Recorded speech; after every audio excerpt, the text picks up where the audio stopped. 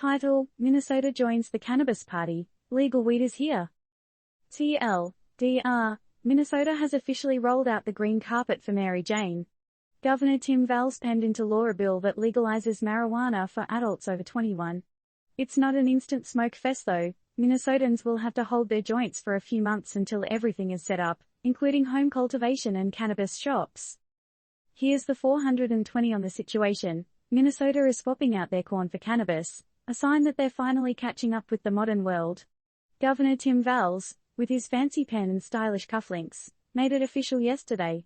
But hold on to your bongs, people, this isn't going to be an overnight change. There's a bunch of bureaucratic hoopla to go through first. Governor Walz promised that this wasn't a hastily baked decision. We've given this a lot of thought, he assured. That's right, because thinking is exactly what you want to do before you legalize a mind-altering substance, right? There was quite a buzz around the signing ceremony. Senator Lindsey Port, the fearless sponsor of this bill, summed it up beautifully as the period at the end of the sentence on this piece of legislation. Poetic, isn't it? Maybe the bill wasn't the only thing getting lit in that room. The legalization journey began decades ago with former Governor Jesse Ventura, who was apparently also a marijuana visionary. Can you imagine the party he's throwing right now? Ventura happily shared, Jimi Hendrix is looking down on Minnesota smiling today. If we've got Jimmy's blessing, what could go wrong?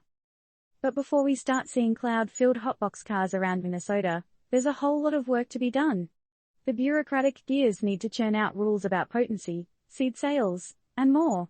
We can't just have Minnesotans growing gigglebush in their backyards unchecked now, can we? One major task is to hire a captain to steer the new Office of Cannabis Management. Sounds like a dream job, doesn't it?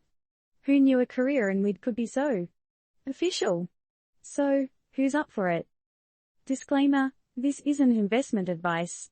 Also, no encouragement to light up is intended. Remember folks, recreational drugs can have side effects, and misuse can lead to health issues. As Minnesota inhales deeply and embraces the sweet aroma of legal cannabis, the rest of us are left wondering, what took them so long? And which state will be next to join the green revolution? Tell us what you think.